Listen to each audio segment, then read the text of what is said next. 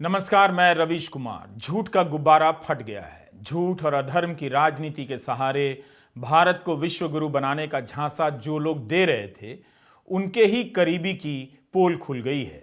दुनिया के बाजार में भारत की नाक कटी है, मगर भारत की एजेंसियां चुप बैठी रह गईं। ऑफ रिकॉर्ड खबरों से भरोसा दिलाया जाता रहा कि जांच हो रही है, जानकारियां मांगी जा रही हैं। सबको पता है कि फ्रॉड को पकड़ने और साबित करने की हिम्मत अब किसी में बची भी नहीं। आज के दौर में यह अंदाजा लगाना कौन सी बड़ी बात है कि जांच के नाम पर क्लीन चिट दिए जाने का रास्ता खोजा जा रहा होगा, मगर जांच में क्या निकलेगा, दुनिया के बाजार ने इसका इंतजार छोड़ दिया है। बाजार के लिए किसी जांच का कोई मतलब भी नहीं रहा। दुनिया के बाजार में अब बहुत देर हो गई। जांच एजेंसियों की रिपोर्ट का कोई महत्व नहीं रहा। बाजार ने अपना फैसला सुनाना शुरू कर दिया है। आप देख रहे हैं Ravish Kumar official. We are neither local nor global, neither अलबल नॉर बकबक, but we are vocal about this bubble which is bursting here and there, that too when there is no Diwali around. Hindi में लोकल और ग्लोबल वालों के तहखाने में हलचल much गई है। अमरीकी शेयर बाजार डाउ जोन्स ने अदानी ग्रुप को सस्टेनेबल इंडेक्स से हटा दिया है। इससे अब कोई इस मार्केट में इंडेक्स के जरिए अदानी के शेयर नहीं खरीद सकेगा। अदानी के शेयरों की मांग खत्म भी हो जाएगी। 2 फरवरी की खबर थी कि सिटी बैंक अदानी ग्रुप द्वारा जारी की गई सभी सिक्योरिटीज की लेंडिंग वैल्यू को त्वरित रूप से हटा रहा है। बैंक के अनुमान के मुताबिक इसका उसके मार्जिन लेंडिंग पोर्टफोलियो पर सीमित असर पड़ेगा। क्रेडिट स्विस ने तो अदानी के बॉन्ड के बदले लोन देने से मना भी कर दिया है। इन सब खबरों का असर यह हुआ है कि 24 जनवरी से पहले जो शेयर 4,000 रुपए का था, वो अब 1,600 रुपए का हो गया है। जिन्होंने पैसे लगाए होंगे उनकी दुनिया उजड़ गई होगी। उनकी तो हालत ऐसी होगी कि सार्वजनिक रूप से रो भी नहीं पाते होंगे। विश्व गुरु बनाने के नाम पर दिन रात देश से झूठ बोलने वाले क्या बताएंगे कि इससे भारत का नाम हुआ है या बदनामी हुई है? बदनामी हुई है तो किसके कारण हुई है? दुनिया के बाजार और निवेश करने वाली कई संस्थाओं ने सेबी से लेकर ईडी की जांच का भरोसा अब त्याग दिया है। वैसे भी इनकी साख केवल इतनी ही है कि बस विपक्ष का कोई मिल जाए, सरकार से पूछने वाला पत्रकार या सामाजिक कार्यकर्ता मिल जाए, इन्हें सारी धाराएं याद आ जाती हैं। हाल के वर्षों में कितने लोगों के खिलाफ यूएपीए और एनएसए लगा दिया गया। एनएसए तो फर्जी तरीके से लगाया गया, महीनों लोग जेल में डाल दिए गए, मगर अदानी अदानी हैं। फ्रॉड के आरोप से उनके शेयर उड़ गए, लेकिन किसी की हिम्मत नहीं हुई छापा मारने की, और छापा मारने का वीडियो जारी करने की व्हाट्सएप से। बयान तक देने की हिम्मत नहीं है। आज भारत की आर्थिक सुरक्षा और साख पर चोट पहुंची है, लेकिन जांच एजेंसियों के भीतर बैठे अफसरों की कुर्सी नहीं हिल रही। पहले आप इन खबरों को ध्यान से देखिए। यह लंबा वीडियो है, मगर पूरा देखिए। इस पत्रकार की कहानी देखिए, सिद्दीक कप्पन। इसने कोई खबर भी नहीं लिखी, मगर यह पत्रकार 850 दिनों तक जेल में डाल दिया गया। जेल में रहते हुए इसने क्या क्या नहीं झेला होगा। पुरानी खबरें आप पलट लीजिए। इससे राष्ट्रीय सुरक्षा को कथित रूप से खतरा बताया गया और 850 दिनों तक जेल में रहना पड़ा। इन तस्वीरों में आप उन्हें अपनी पत्नी रैहाना, बेटे वकील मोहम्मद दानिश और पत्रकार मित्र कुमार सौवीर के साथ देख रहे हैं। ये लखनऊ की प्रोफेसर रूपरेखा वर्मा हैं, जिन्होंने कप्पन की बेल पर श्योरिटी दी है। 5 अक्टूबर 2020 से सिद्दीक कप्पन जेल में थे। इस दौरान पिछले 18 जून को कप्पन की मां खादीजा कुट्टी चल बसी। सुप्रीम कोर्ट ने जब यूएपीए के मामले में पिछले साल सितंबर में कप्पन को रिहा किया, तब यही कहा कि पुलिस 6 महीने में जांच पूरी करने में असफल रही। यह भी कहा कि 2 साल बाद भी इल्जाम साबित नहीं हो पाए। बेल के बावजूद कप्पन जेल से नहीं निकल पाए, क्योंकि ईडी ने एक पुराने केस में मनी लॉन्ड्रिंग के तहत उन्हें जेल में रखा। पिछले साल दिसंबर में उस मामले में भी कप्पन को बेल मिल गई। These are dark times not only for the press freedom but also for Indian democracy। ये कहते हुए कप्पन ने यह भी कहा कि मुझे मुसलमान होने के कारण गिरफ्तार नहीं किया गया। मुझे इसलिए गिरफ्तार किया गया क्योंकि मैं केरल का हूं और एक पत्रकार हूं। पत्रकार होने के कारण मुझे टारगेट किया गया। कप्पन को जेल में रखने के लिए 5,000 रुपए की मनी लॉन्ड्रिंग के आरोप लगा दिए गए। यहां कई लाख करोड़ की हेराफेरी के आरोप लग रहे हैं, मगर जांच एजेंसियां नजर नहीं आ रही हैं। कप्पन ने कहा पत्रकार होने के कारण टारगेट किया गया है। इसलिए अदानी की कहानी में कप्पन की कहानी ले आया हूं। जब विश्वगुरु बनने के नाम पर देश को ही झांसा देने वाले देश के पत्रकार गुलाम हो गए हैं, तो न्यूयॉर्क के हिंडनबर्ग कंपनी के एंडरसन ने रिपोर्ट तैयार कर दी। एक दर्शक ने एक हिसाब भेजा है, हम वही हिसाब आपके सामने रख रहे हैं। हिंडनबर्ग की 106 पन्नों की रिपोर्ट में 32,000 शब्द हैं। इस रिपोर्ट के आने के बाद अदानी ग्रुप के शेयरों को करीब 9 लाख करोड़ का नुकसान हुआ। इस तरह से एंडरसन के एक शब्द से 3,000 करोड़ रुपए उड़ गए, उनका भांडा फूट गया। पत्रकारिता अपना काम करे तो इस तरह के असर पैदा कर सकती है। इसलिए काम ना कर पाए सवाल करने वाले पत्रकारों और एंकरों को मुख्यधारा की मीडिया से बाहर कर दिया गया, ताकि बहुत सारा झूठ और फ्रॉड जनता की नजरों से छिपाया जा सके। मंदिर का फोटो दिखाकर आपके महल लूट लिए गए हैं। कहीं ऐसा तो नहीं हो रहा, देखते रहिएगा। अदानी समूह पर लगे फ्रॉड के कथित आरोपों से दुनिया के बाजार में भारत की शान फीकी पड़ी है। अदानी समूह ने 413 पन्नों का जवाब तैयार किया, लेकिन बाजार खेल समझ गया। डाउ जोन्स ने अदानी एंटरप्राइजेस के स्टॉक को सस्टेनेबल इंडेक्स से ही बाहर कर दिया है। यह कोई मामूली खबर नहीं है। अदानी समूह ने 413 पन्नों का जवाब तैयार किया, लेकिन बाजार उनका खेल समझ गया होगा। डाउ जोन्स ने अदानी एंटरप्राइज के स्टॉक को सस्टेनेबल इंडेक्स से बाहर कर दिया। यह कोई मामूली घटना नहीं है। इसे इस तरह से समझिए, अब बहुत कम लोग अलग अलग शेयर खरीदते हैं। लोगों की सुविधा के लिए शेयर बाजार में अलग अलग सेक्टर के लिए इंडेक्स बना दिए गए हैं। एनर्जी के इंडेक्स में एनर्जी की कंपनियां डाली जाती हैं। कोई म्यूचुअल फंड जब एनर्जी इंडेक्स में पैसा लगाता है तो उसमें शामिल सारी कंपनियों के शेयर खरीद लिए जाते हैं। डाउ जोन्स ने इस सूची में अदानी एंटरप्राइजेस को शामिल किया था, जिसे अब बाहर कर दिया है। अब कोई डाउ जोन्स के सस्टेनेबल इंडेक्स में पैसा लगाएगा तो अदानी के शेयर नहीं खरीद पाएगा। इस इंडेक्स में अदानी के शेयर की कोई कीमत नहीं। यह इसलिए किया गया क्योंकि एंडरसन की रिपोर्ट वहां के बाजार को समझ आने लगी है। वैसे जब आप डाउ जोन्स के इस इंडेक्स को देखेंगे तो भारत के बाजार की असली ताकत का पता चलेगा। हर देश का इस इंडेक्स में एक वेट होता है, प्रतिशत। भारत का वेट 1% से भी कम है। हम दुनिया के बाजार में कितने मामूली हैं, मगर हेडलाइन इतनी मोटी छपती है जैसे कहीं से पास होकर विश्वगुरु बनकर आए हैं। तो भारत का सबसे बड़ा कॉरपोरेट घराना दुनिया के बाजार में अपनी साख नहीं बचा सका।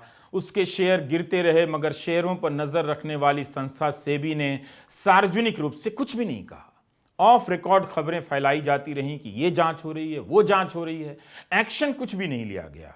एक्शन ले लिया डाउ जोन्स ने, क्रेडिट स्विस ने और सिटी बैंक ने। मार्च 2022 में माधवीपुरी बुच सेबी की निदेशक बनाई जाती हैं। माधवीपुरी से पूछा जाना चाहिए कि उन्होंने प्रेस कॉन्फ्रेंस क्यों नहीं की, सार्वजनिक सूचनाएं क्यों नहीं दी कि फ्रॉड के आरोपों की जांच लॉन्च कर दी गई है और 2021 में जिस जांच की बात कही गई थी उसका स्टेटस क्या है। 24 जनवरी 2023 को हिंडनबर्ग की रिपोर्ट आई। कब तक सेबी ऑफ रिकॉर्ड से काम चलाएगी? क्यों नहीं सेबी ने सार्वजनिक बयान दिया? कांग्रेस सांसद मनीष तिवारी ने आरोप लगाया है कि सेबी ने अदानी के डेरिवेटिव्स पर मार्जिन मनी 100% कर दिया था, जबकि बाजार के नियम के मुताबिक 10 से 15% ही होने चाहिए। इससे पता चलता है कि सेबी और खास औद्योगिक घराने के बीच कोई साठगांठ रही होगी। इसलिए इसकी जांच संयुक्त संसदीय समिति से होनी चाहिए। सेबी की चुप्पी के कारण आज विपक्ष ने अदानी के समधी और मशहूर वकील को घसीट लिया। तृणमूल की सांसद महुआ मोइत्रा ने ट्वीट कर दिया कि शानदार वकील सिरिल सुरेश श्रॉफ के प्रति सम्मान तो है, लेकिन उनकी बेटी की शादी गौतम अदानी के बेटे से हुई है। श्रॉफ सेबी की एक कमेटी के सदस्य हैं जिसका नाम है committee on corporate governance and insider trading. Mahua ने लिखा है कि श्रॉफ को अपना नाम इस कमेटी से हटा लेना चाहिए। सेबी पर गंभीर आरोप लग रहे हैं। आज सेबी नाम की यह संस्था दुनिया के बाजार में भारत की साख बचाने में नाकाम रही है। यह बात जितनी बार दोहराई जाए कम है। हमें यह बात ध्यान रखना चाहिए कि जवाबदेही सिरिल श्रॉफ की नहीं है। सिरिल श्रॉफ बड़े वकील हैं तो अपनी क्षमता के कारण सेबी की कमेटी के सदस्य हो सकते हैं। यहां जवाबदेही सेबी की चीफ माधवीपुरी बुच की है। विपक्ष के आरोपों के बाद हमने उनकी वेबसाइट चेक की। cyrilshroff.com पर लिखा है कि वे इस वक्त सदस्य नहीं हैं, सदस्य थे। 9 दिन बीत गए, सेबी ने आरोपों के साथ अपने जवाब जारी नहीं किए।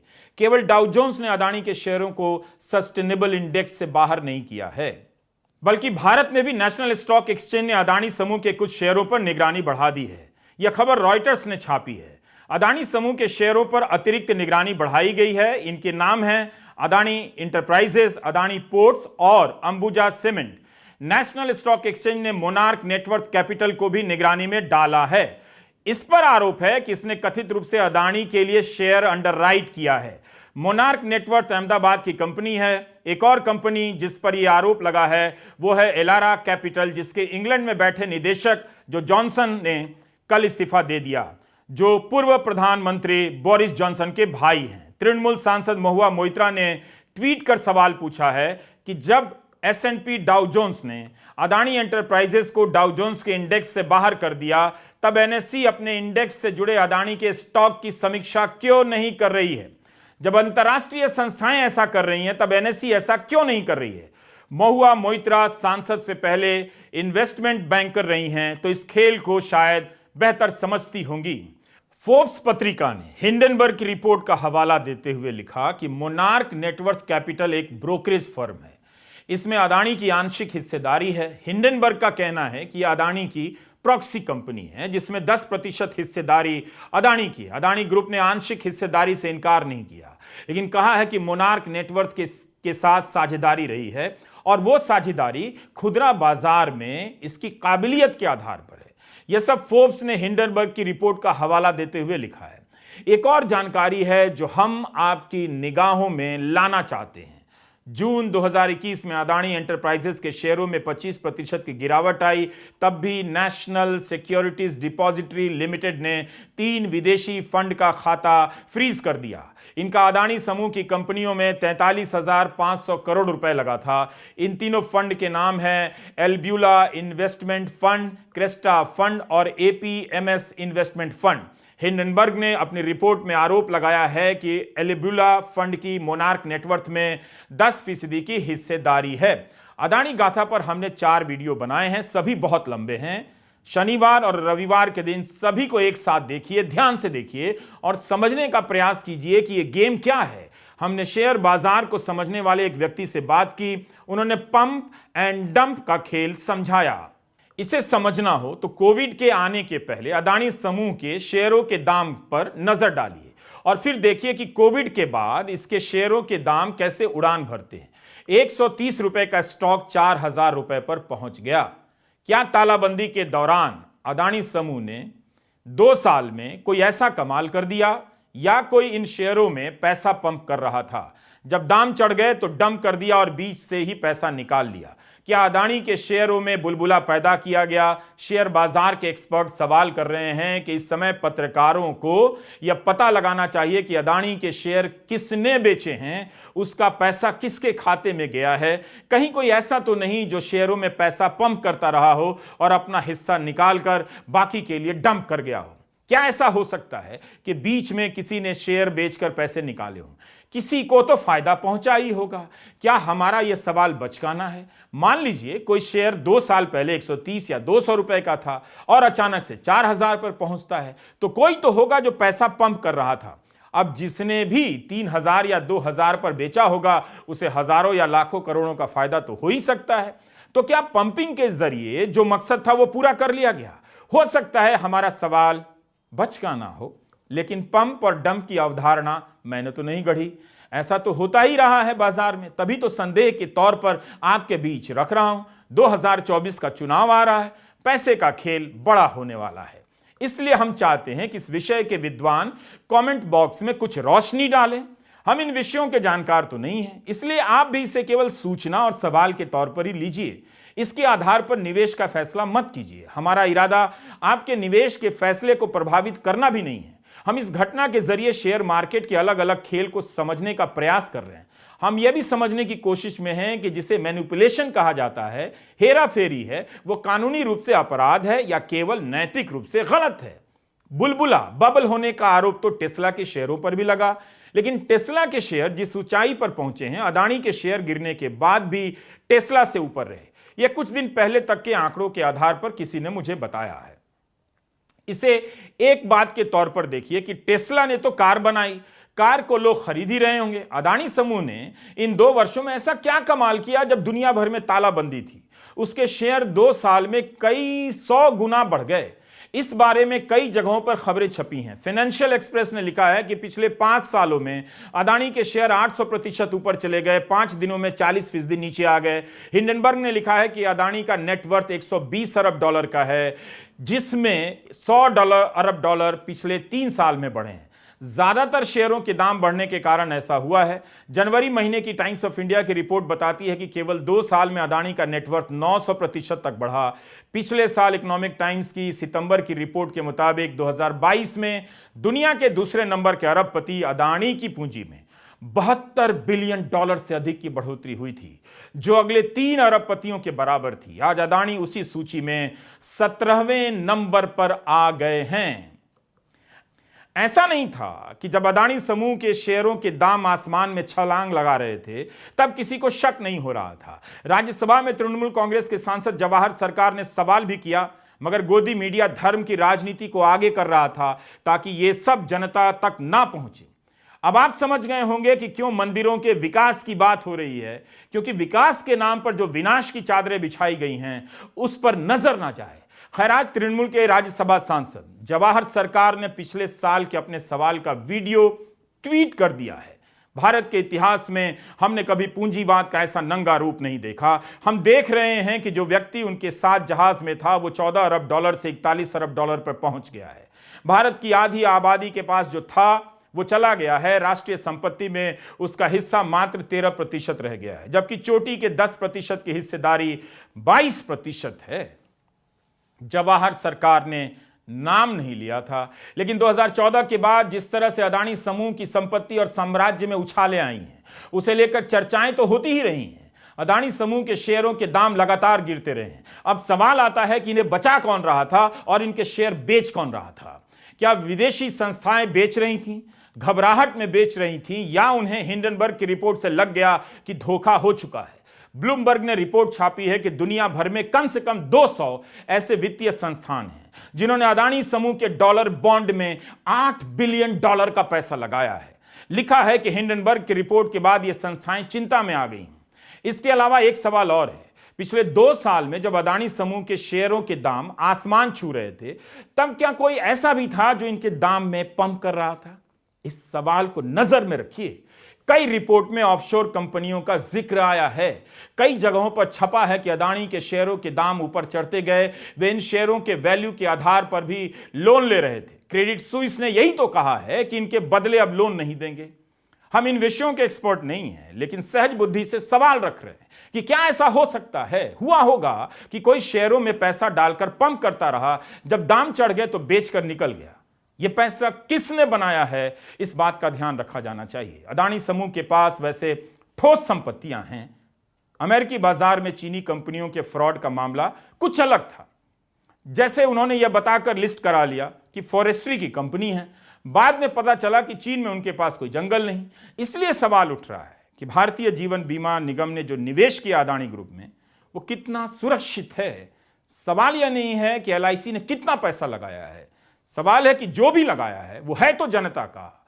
म्यूचुअल फंड के मैनेजर तो अदानी समूह में पैसा नहीं लगा रहे हैं, LIC क्यों लगा रही है? यह सवाल तो पूछा ही जा सकता है। CNBC TV 18 की खबर है कि LIC अदानी समूह के चोटी के प्रबंधन के साथ बात करेगी ताकि समझ सके कि उनकी रणनीति क्या है। LIC ने बाजार में चल रही गिरावट के बाद भी अपने शेयर नहीं बेचे। हिंदू अखबार में विकास दूत ने आर्थिक मामलों के सचिव अजय सेठ से बात की है। अजय सेठ ने क्या कहा कि नियामक संस्था को ही देखना है कि किस तरह के संस्थानिक मामले हैं, नियमों का पालन हुआ है या नहीं।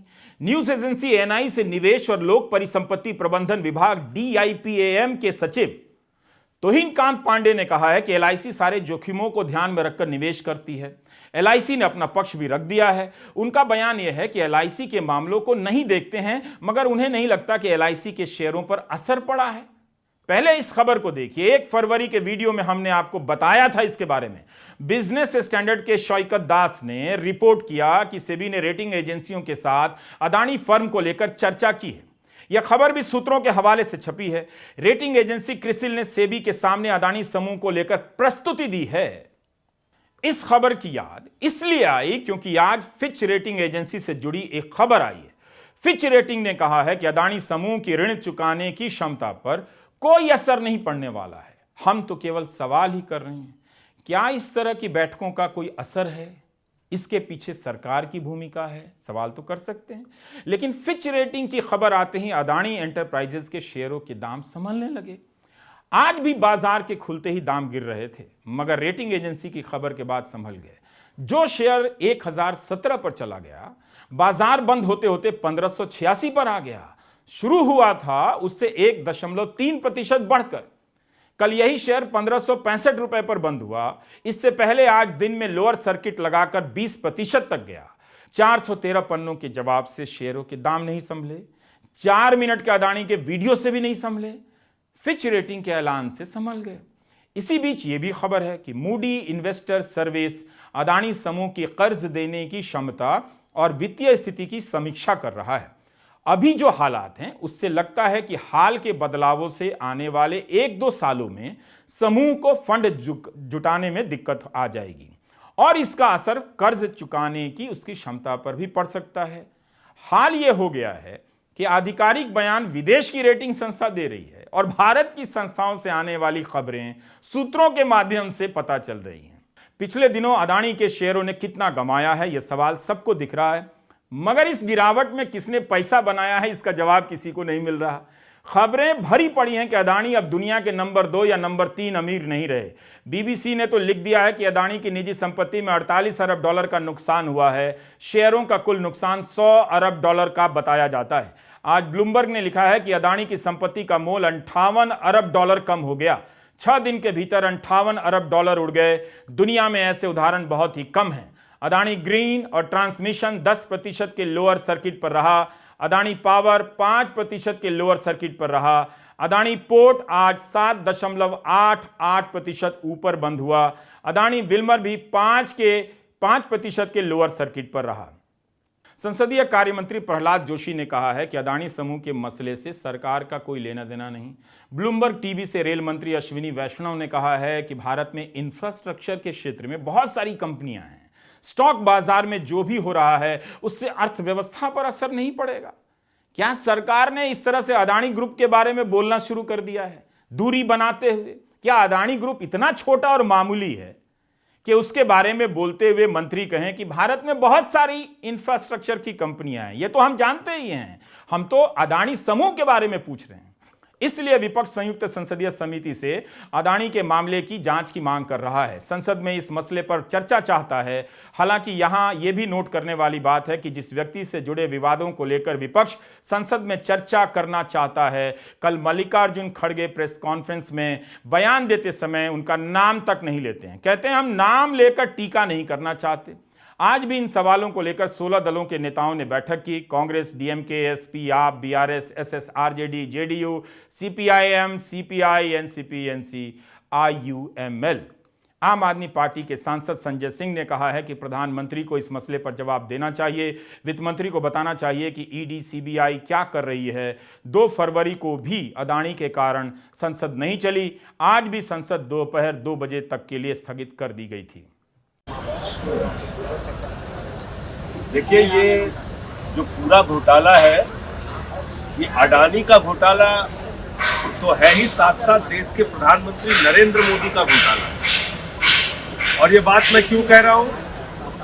क्योंकि मोदी ने रेल दिया, मोदी ने तेल दिया, मोदी ने कोयला दिया, मोदी ने बिजली दिया, मोदी ने सड़क दिया, मोदी ने पोर्ट दिया, मोदी ने एयरपोर्ट दिया, मोदी ने सब कुछ अडानी को दे दिया। और मोदी का काला धन अडानी की कंपनी के माध्यम से, फर्जी कंपनियों के माध्यम से विदेशों से हिंदुस्तान में लगाया गया। तो देश के प्रधानमंत्री अब तक खामोश क्यों है? इस पे जेपीसी की जो अपोजिशन की डिमांड है, जेपीसी क्यों नहीं अनाउंस की जा रही? क्यों नहीं Supreme Court monitor time bound inquiry को अनाउंस किया जा रहा है, क्योंकि इसमें देश के प्रधानमंत्री नरेंद्र मोदी शामिल है। ये अडानी का अकेले भ्रष्टाचार नहीं है, भारत की सरकार, भारतीय जनता पार्टी और नरेंद्र मोदी का भ्रष्टाचार है। और ये भ्रष्टाचार इस देश की जनता को लूटने का भ्रष्टाचार है। आज देश के करोड़ों लोगों का पैसा LIC में डूब रहा है, आज देश के करोड़ों लोगों का पैसा SBI में डूब रहा है, आज देश के करोड़ों लोगों का पैसा सरकारी बैंकों में डूब रहा है और सरकार खामोश है। पार्लियामेंट के अंदर हम लोग 267 का नोटिस देते हैं, कोई चर्चा कराने के लिए तैयार नहीं। JPC की डिमांड करते हैं, सुप्रीम कोर्ट मॉनिटर्ड इंक्वायरी की डिमांड करते हैं, सरकार तैयार नहीं। क्यों? क्योंकि ये घोटाला, ये महाघोटाला, अमृत काल में जहरीला घोटाला प्रधानमंत्री नरेंद्र मोदी के नेतृत्व में हुआ है। एक व्यक्ति के नाम सब कुछ नीलाम कर दिया गया, एक व्यक्ति को लाखों करोड़ रुपए का कर्जा दिलाया गया। इसलिए हम लोग जो डिमांड कर रहे हैं, 2 दिन हो गया, अभी तक सरकार के कान में जू नहीं रेंग रही। अब ये प्रोटेस्ट हमारा आगे भी जारी रहेगा। अडानी समूह से जुड़ी खबरों में बहुत सारे सवाल ऐसे हैं जो आम आदमी की समझ के बाहर के हैं। सवाल है कि क्या हमारी जांच एजेंसियों की साख इतनी बची है कि उनके जवाब पर भरोसा किया जाएगा? अब जब इतनी देर हो चुकी है तो जो जवाब आएगा क्या वही होगा जो अडानी समूह ने 413 पन्नों की रिपोर्ट में लिखा है, या कुछ अलग होगा? विश्व गुरु को विश्व भर में झटका लग गया है। जब झटका लगा है तो अडानी समूह के बारे में बात ऐसे हो रही है जैसे यह कोई मामूली कंपनी हो। सवाल पूछा जा रहा है अडानी का और जवाब दिया जा रहा है कि भारत में बहुत सारी कंपनियां हैं। यह किसे नहीं पता है कि बहुत सारी कंपनियां हैं। लोग यह जानना चाहते हैं कि हिंडनबर्ग की रिपोर्ट में फ्रॉड के आरोप लगे हैं। कहा गया है कि कॉरपोरेट के इतिहास में इतना बड़ा फ्रॉड नहीं हुआ। उसके बारे में यह सरकार क्या जानती है, क्यों नहीं बताती है? रवीश कुमार ऑफिशियल देखते रहिए और दिखाते भी रहिए लोगों को। नमस्कार, मैं रवीश कुमार।